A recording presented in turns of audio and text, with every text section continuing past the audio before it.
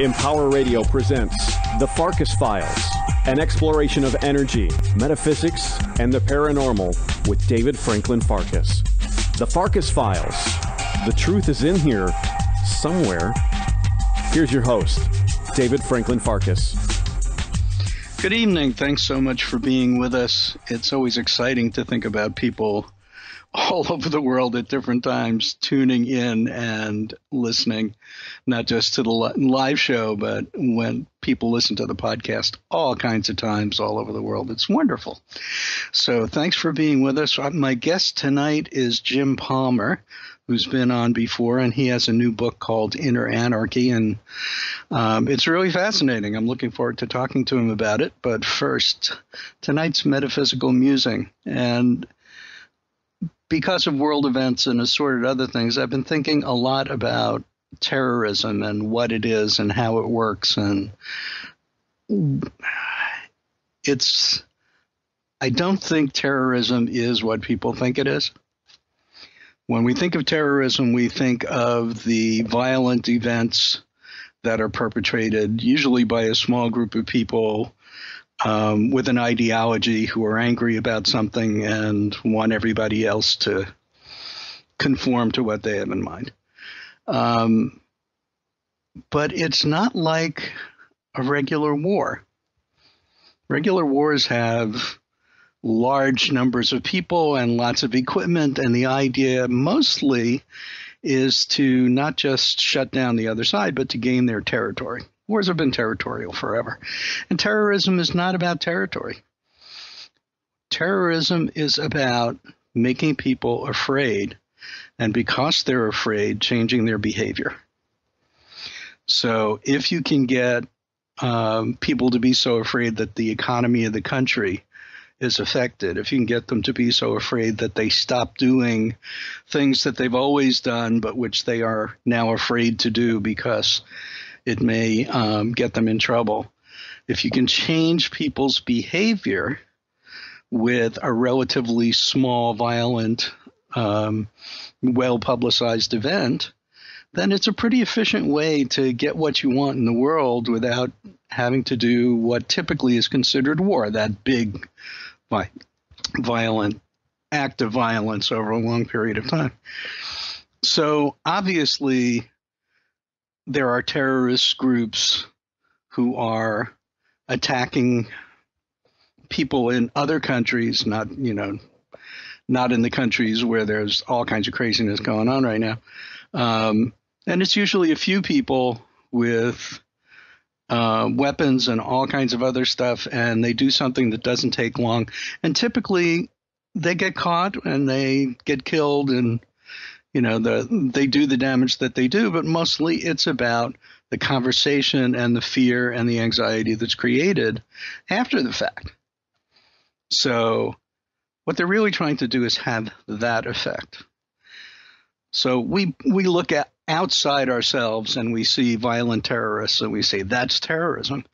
But who else in your experience is saying or doing things which are creating fear for you and anxiety for you and changing your behavior? And unfortunately for some people, those are supposedly loved ones, people in your family, people that you live with, who are doing exactly the same thing, typically on a constant basis and typically very low key, but are using terror tactics to affect people's behavior. But bigger than that is, I would call it a media campaign that goes on in the United States, which basically tells people to be afraid, be very afraid, and just kind of waves their hands and screams at the top of their lungs and says everything is wrong and points fingers at whoever it is that they don't like. And this is done by certain media outlets, but it's also done by certain politicians, and it's done by certain organizations.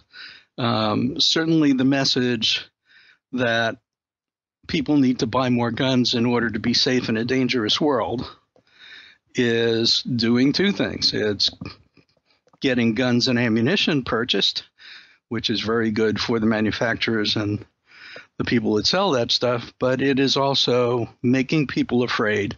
And now it's people that are afraid with firearms, which is kind of creepy. I'm not saying you don't have every right to have those firearms. I'm saying that the anxiety and fear behind the push to have more of them is not healthy.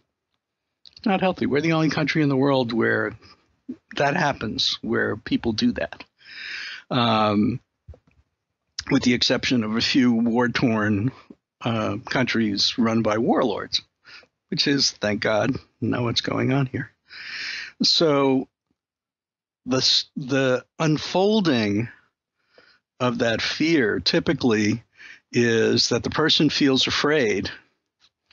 They then become angry. And out of that anger, they take actions which typically don't go well for anybody. I always say anger is fear and drag. People feel self-righteous and like they're doing something when they're angry and they can expel all that energy. But behind that is the fear and anxiety that they don't want to look at and that they don't want to deal with. And the way that they deal with it is with an outburst of anger or taking some other action at some target out there. The target isn't out there. The target is the fear. And the fear was typically created by a lie. It was typically created intentionally by someone who lied in order to get you afraid, in order to get you to change your behavior, whether that behavior is for you to contract and hide from the world or do things out in the world that may not be productive for you or anybody else and actually may be dangerous, but disrupts what would be good for you in your life. So why am I ranting about this today? Because there's a lot of it in the news, a lot of terror stuff in the news right at the moment, but also because this is a conversation and this is an inner conversation, an inner process that most people are not having. They're not looking at things and saying to the TV, don't lie to me like that, and don't try to make me afraid. What a bunch of hooey. They are not saying to their politicians, no, what you're saying is a crock, and I know why you're doing this. I won't let you, and I am going to work every way that I can to make the world better in spite of what you're doing to make the world worse. Fear is a very, very powerful motivator. The word propaganda was used for basically mind control and fear-mongering until World War II when the Germans used the word, and so the word became unpopular. They coined a new word for the same process in the United States, and that word is public relations. So be very careful what you accept as being true, because a lot of what's being said is a lie, and a lot of it is intentionally designed to freak you out and get you to do things that are not in your best interest or the best interest of your loved ones. What will change the world for the better is letting go of fear and filling everything in your life with love. And some very smart man said there are only two emotions, fear or love. You have to pick one. So my suggestion is you pick love and let go of the fear. So that's today's metaphysical musing.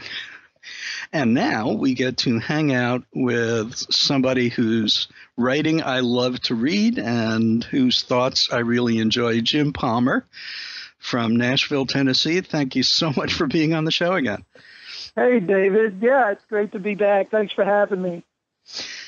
A pleasure. And part of the reason that we have you on right at the moment is that you have a new book, Inner Anarchy, and I want to hear more about that. But for the people who did not hear the previous show and don't know you from Facebook and your blog and all the other places that you put your thoughts out into the world, tell us a little bit about your background and how you wind up doing what you're doing at the moment.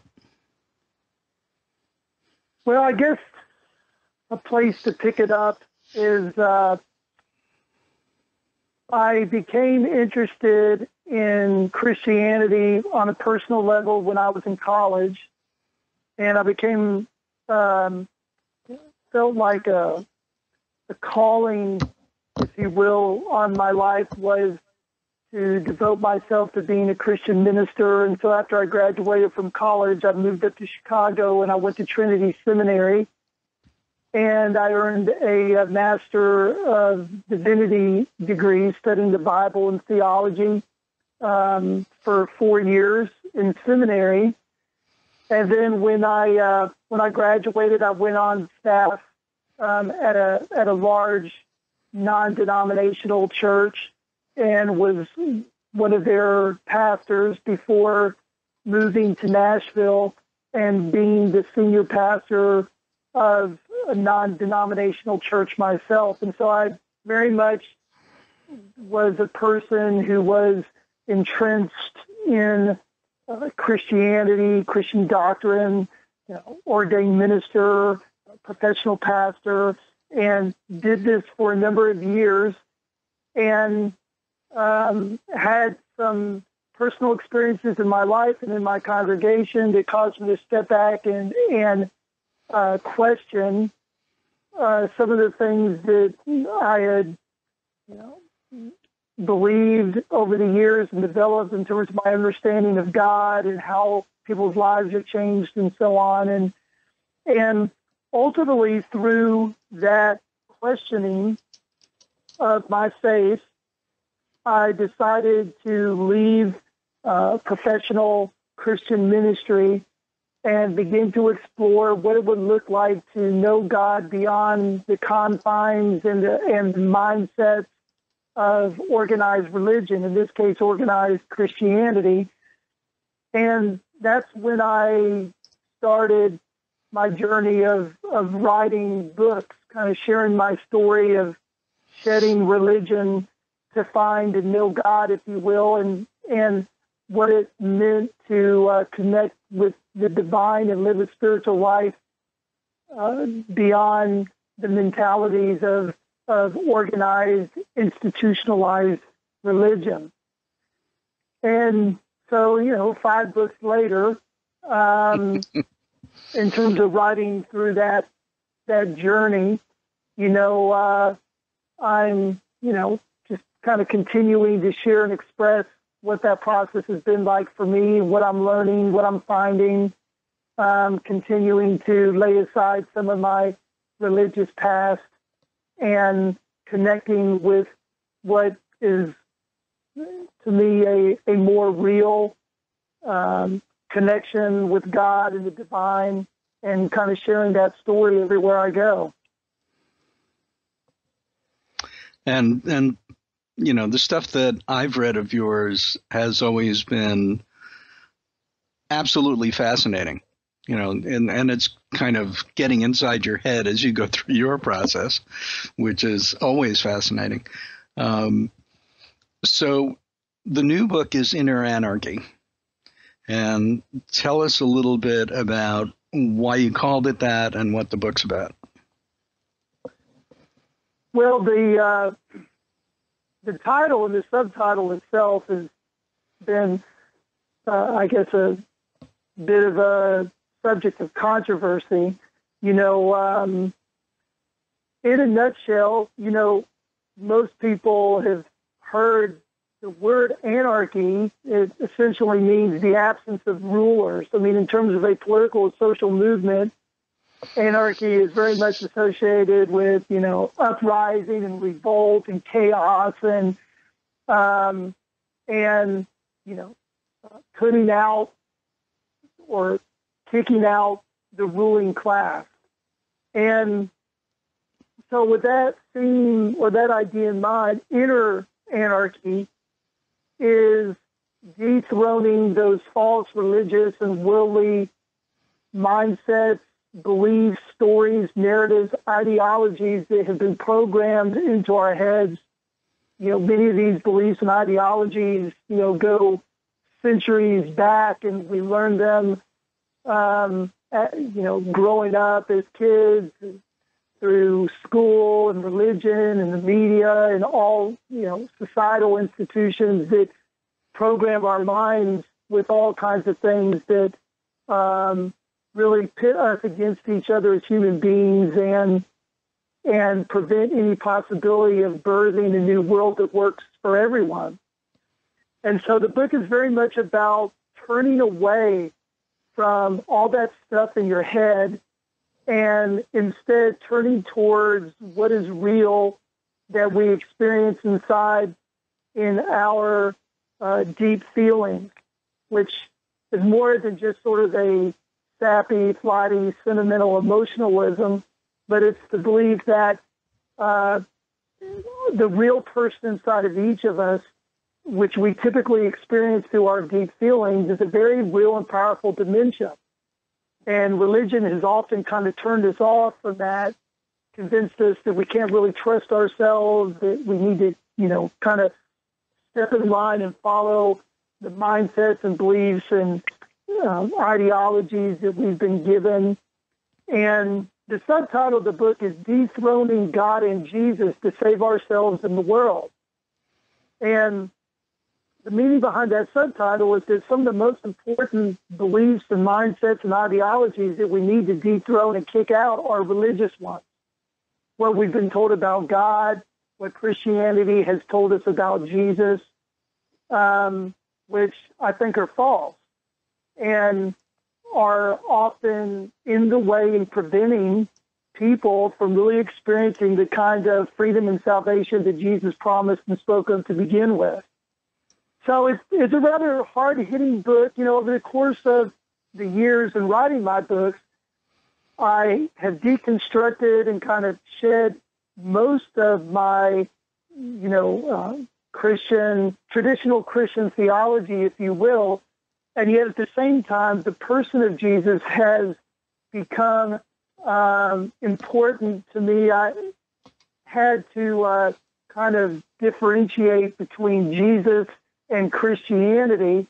And once I began to look at and study the message and the truth of Jesus outside the context of the Christian religion, then I began to pick up on some things about the message of Jesus that, I think most people perhaps have either not heard or are not aware of. And so I draw a lot of that out in the book as well.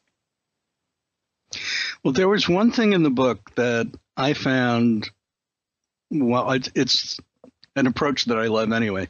You were defining the words heaven and kingdom, which are all over in everything Christian that was ever written. And you talk about what the original meaning of those words were. So tell us a little bit about that, because I loved that. Well, I think that one of the characteristics of religion is the way that it externalizes almost all the important facets and components of the divine. God is located somewhere up in the sky. Heaven is a place that is also somewhere up there that we get to after we die. Our authority is located outside ourselves. In for example, Christians often hold this thought that the authority is in the Bible, in a sacred writing. Satan is this person out there roaming the earth out there. So, so much of religion keeps people focused on external things. We're constantly being encouraged to look outside ourselves, and that really is in contrast to what Jesus taught, which was telling people that they needed to look within themselves. One of the things that,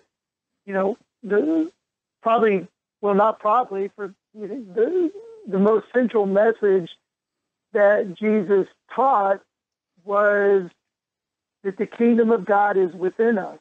And if you actually, look at sort of the etymology of the word, you think about the true meaning of the word heaven, it's really shouldn't be thought of as, a place like streets of gold in the sky, some sort of, divine Disneyland somewhere we get to after we die. But Jesus really described it as a dimension, an atmosphere, a very uplifting atmosphere, persona, reality that exists inside ourselves. And the other significant part of that message of Jesus is he said, repent, for the kingdom of God is here.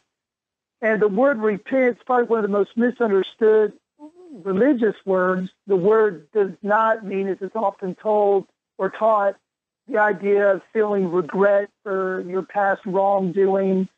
The word Jesus used, the Greek word is metanoia, which means to shift your source or to shift away from the way you typically process things. And what Jesus was getting at with this word metanoia was that this uplifting atmosphere, this eternal higher spiritual realm that exists in each of us is not something that one accesses through, all that stuff that's programmed in our mind, the reasoning of the world, all the mindsets and belief systems and ideologies have been programmed into our head, but instead we access it, we come to it when we turn to that higher spiritual presence that's within us. It's a completely different source, and I think most people experience it, like I said, through these deep feelings that bubble up within us to show us what is real and what is true. And Jesus said, if you will turn to that source, you will find that presence, that atmosphere, that place that he referred to as the kingdom of heaven, and that this is what we can and should be lifting up out of ourselves into the world. And I talk a little bit about that also in the book, this, kind of debunking this idea that Jesus is going to one day come tumbling out of the sky with a sword and, is going to bring about a new world and overthrow the old order. The world will be saved. But what Jesus actually taught is that Messiah presence and power is within us, and we're the ones who lift it up out of ourselves into the world. Right. We are the ones we're waiting for.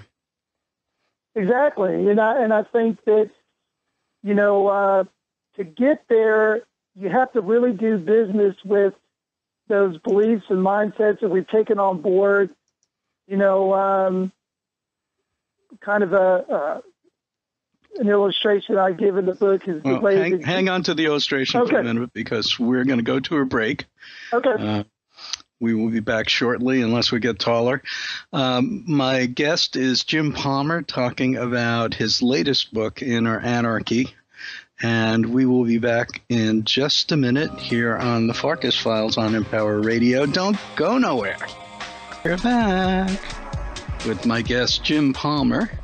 And we've been talking about his latest book, Inner Anarchy. And I interrupted you on a direction you were going, a thought that you had. So pick up where we left off, Jim.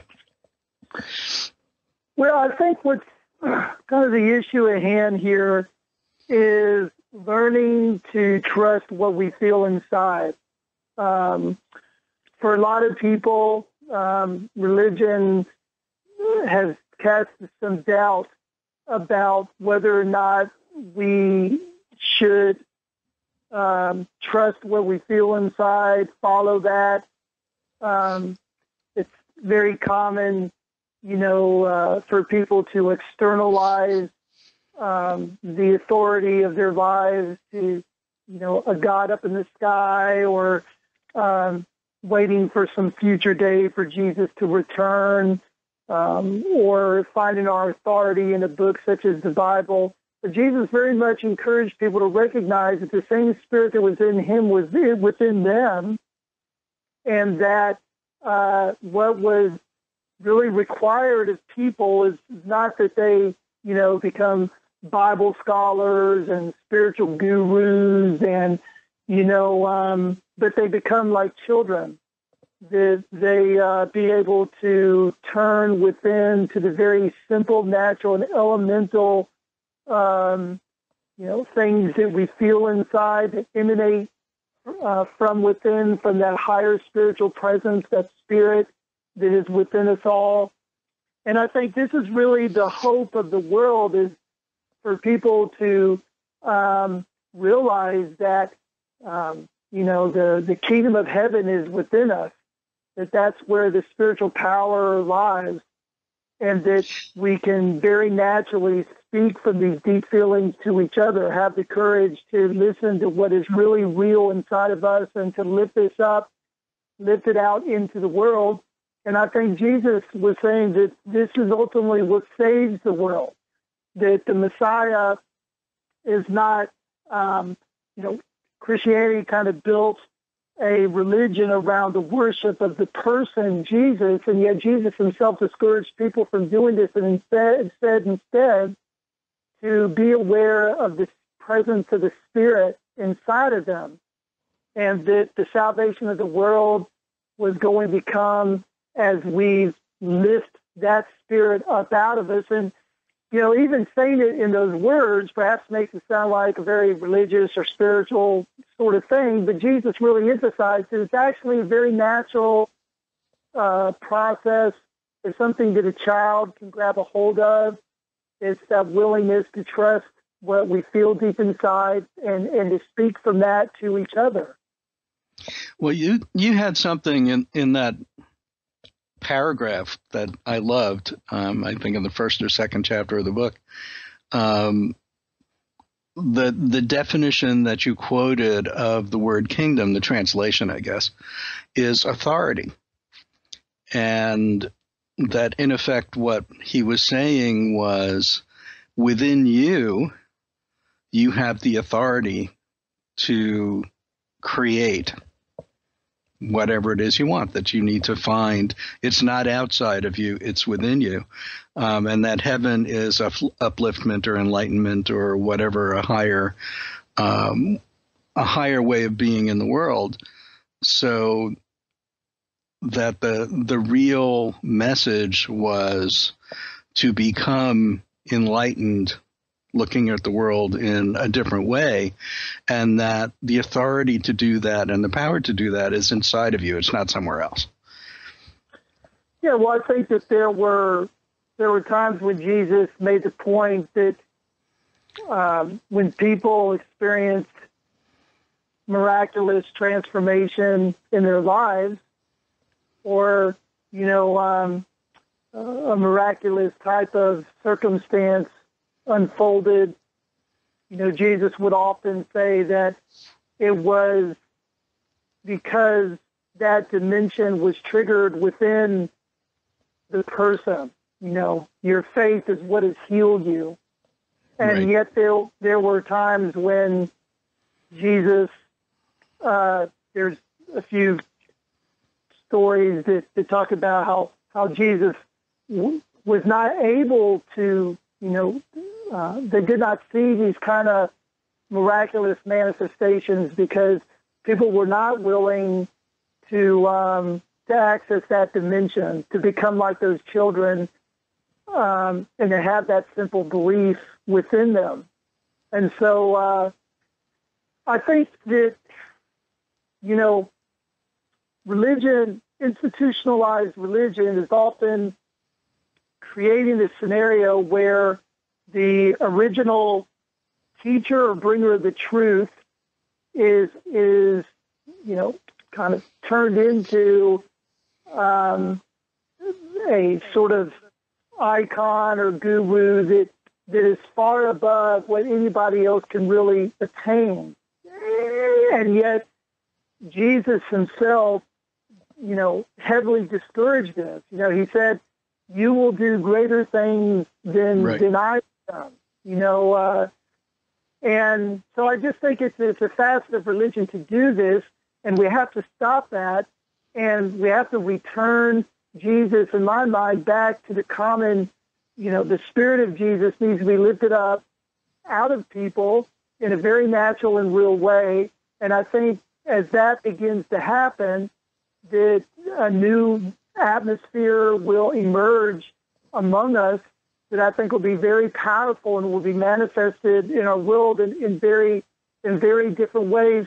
And, I think that whatever religious background that you have, whatever your spiritual tradition is, there will never be any real unity achieved in this world on the basis of belief systems and religions and ideologies. I think the kind of true unity that's possible can only happen as each person really turns to that source within themselves. And as we lift that out and speak that to each other, I think that's where the real possibility lies of having a world that comes together as one, that John Lennon imagined when he sang the song. I mean, you mentioned at the top of the show talking about terrorism, is that, in essence, there are no enemies. The real person inside of us has no conflict with the real person in anybody else. But what's happened is we have been programmed with these beliefs and mindsets and stories and narratives and ideologies, and they clash. And when we believe them, then we go out into the world and we fight for them, and we do the destructive things that we've seen and hear about that are happening around the world. The part that we really need to be angry and upset with are these mindsets and these beliefs and these ideologies that have a hold of people and use us like pawns. And the place to begin this is to rid ourselves of these, in our own lives, to whatever extent these false beliefs and mindsets rule us from within. And that's what they are. They're rulers. They're powers. Right. They are centuries and centuries old, and this is what we have to dethrone and turn away from and turn to what's real inside of us. There's I don't know if you've heard of it, there's a Hawaiian healing technique called Ho'oponopono, and which means making things right.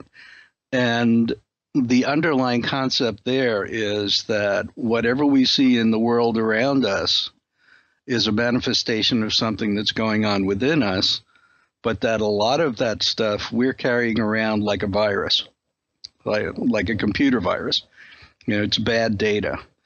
And that there's a process by which you have a conversation with the God within you and the God, universal consciousness, saying, I realize if this exists around me, there has to be part of it within me. And I now ask forgiveness for being a carrier of it, and I don't want to do this anymore. I don't want to carry that around within me. And it's a very powerful mindset and way of looking at it, and it's basically what you're saying. So there are a number of, it's like an idea that's time has come. What you're talking about is being talked about in other ways in other places, and we have to get it out there as much as possible so that we can make the big shift from all of this craziness and fear and anger and violence to love. Yeah, I think you're right. I think that's what you described, is really another way of expressing this whole concept of inner anarchy, that we stop either blaming, everybody out there in the world or expecting somebody else to save us from it, including, the religious idea that there's a God out there who's going to kind of suddenly swoop down and fix it all and make it right.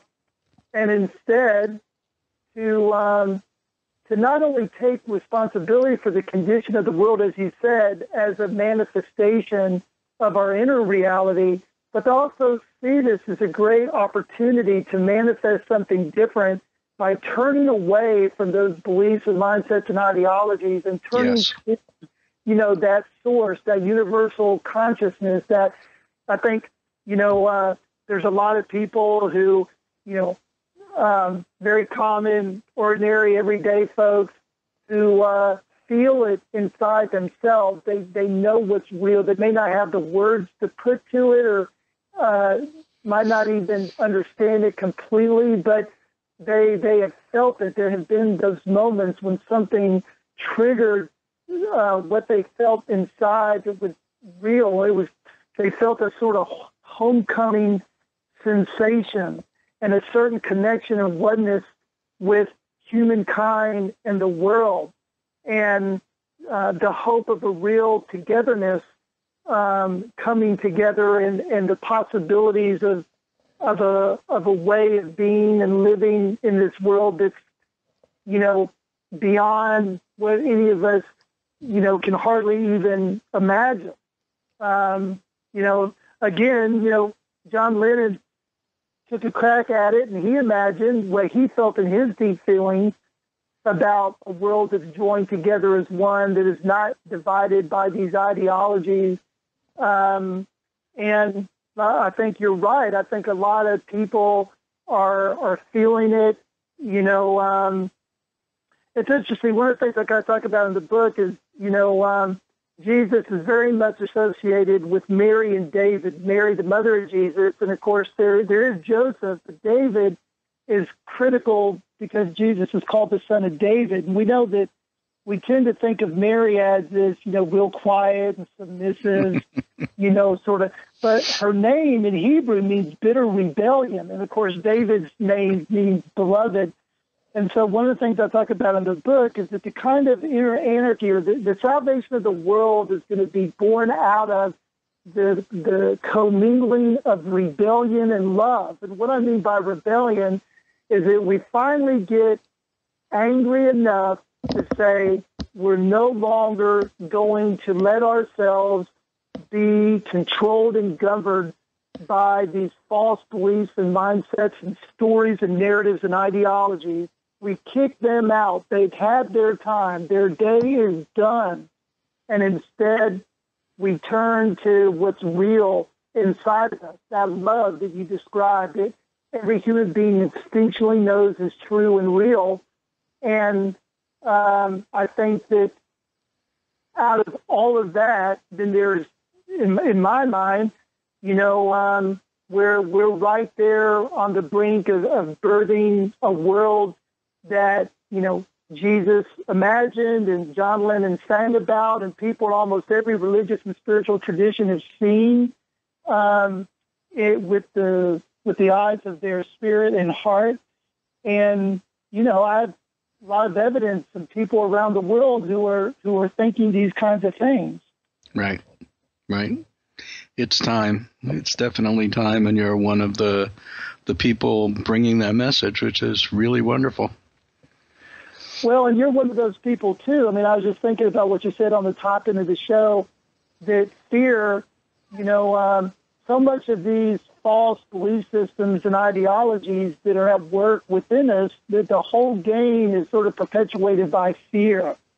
And,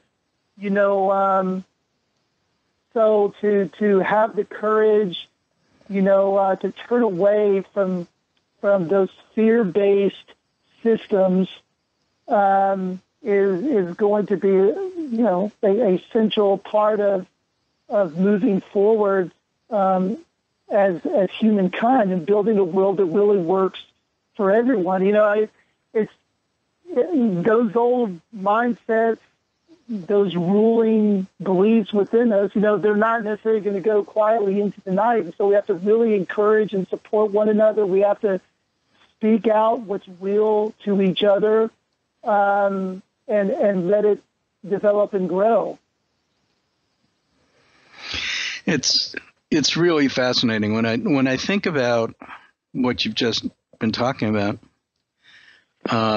The idea of sin, in many ways, is the real core of the fear that creates the control. So, because there's almost no way out. You can't do it right. If you're a human being, you sin. If you sin, you're up the creek. So it's really fascinating as people start looking at the issue of fear, which is downstream from the idea of sin, that you start letting all of that go. And start looking at, if you live from love, the things that are called sins don't happen because you wouldn't do them because they're bad for people. It hurts you and it hurts other people. So as you move towards the direction of what brings you inner peace and what projects love out into the world, the issue of what got called sin and all of that structure that was built around the idea of sin just falls away. It's not necessarily a concept if you're living from love. You wouldn't do that stuff. Yeah, I think that in my mind, it's, the sin would simply be that false stuff that we've taken on board inside our heads. I think one of the things that religion has done to a lot of people is convince them that they're inherently bad, corrupt. Right. We've all heard, if people were left to their own devices.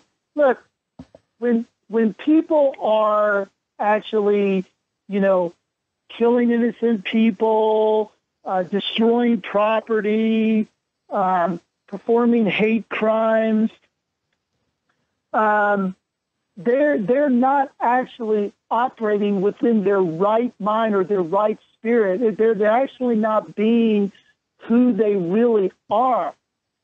We are not bad or corrupt or evil at the core of who we are. We are a manifestation of all that is good, what we refer to when we speak of God or the divine. That's the fundamental underlying essence of who we are.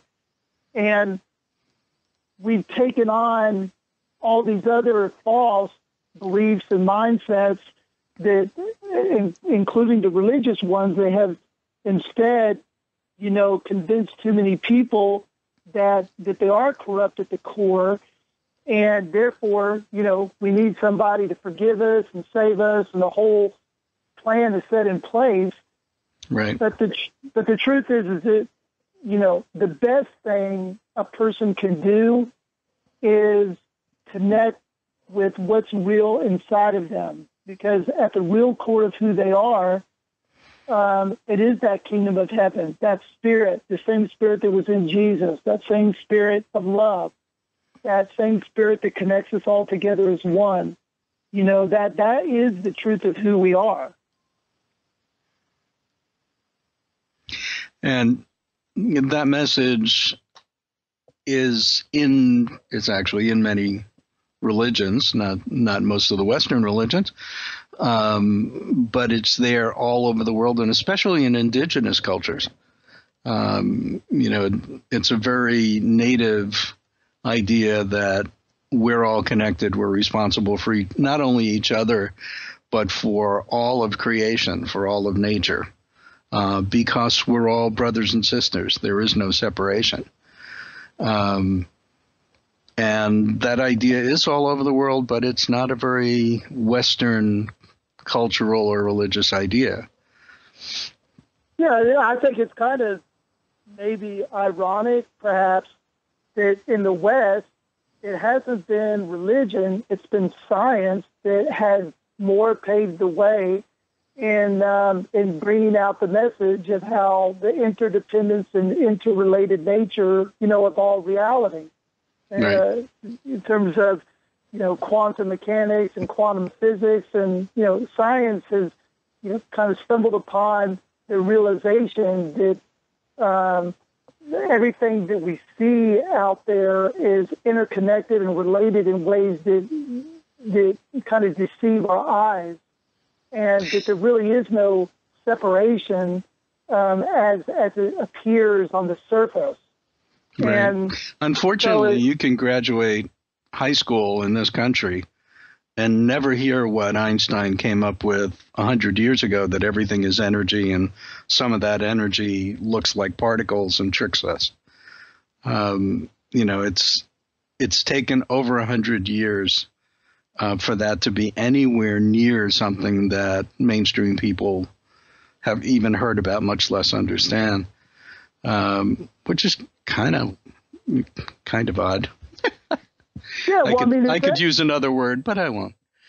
Well, it's the same thing to some extent with Jesus and Christianity. I think most people, or a lot of people in the West, have a very skewed understanding of what Jesus was even about and what his message was about. And so we have to be the ones now who are, driving the conversation, getting this truth out.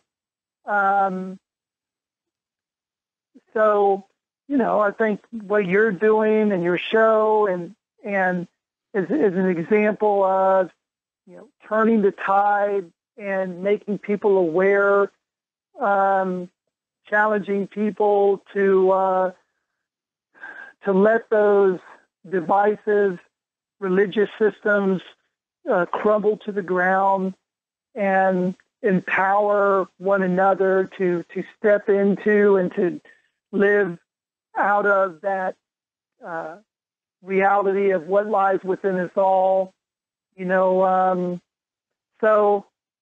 Maybe we can stem the tide here, swing the pendulum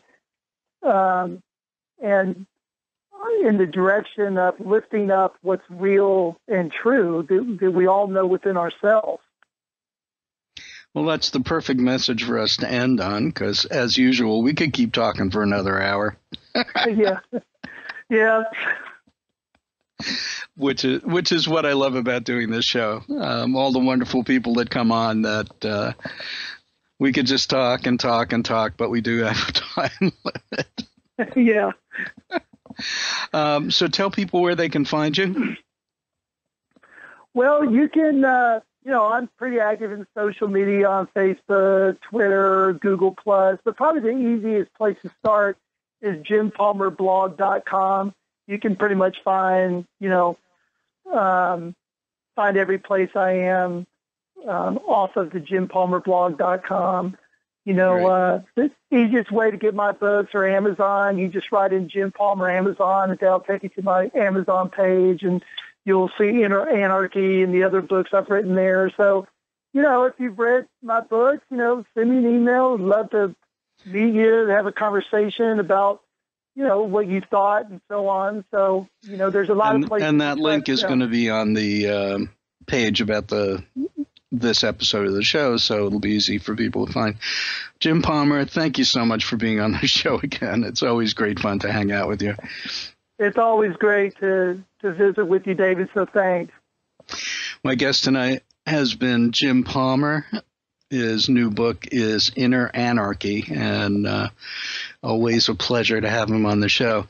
If you happen to be curious about who this guy David is and what in the world I do, you can go to househealing.com, and cleverly hiding in plain view on the contact tab is every conceivable technology for contacting me, including my scheduling calendar. There's a link to schedule a 20-minute free appointment for an assessment of whatever's going on with a person, place, situation, and we can see if my work can be helpful to you. So if there's something going on, get in touch.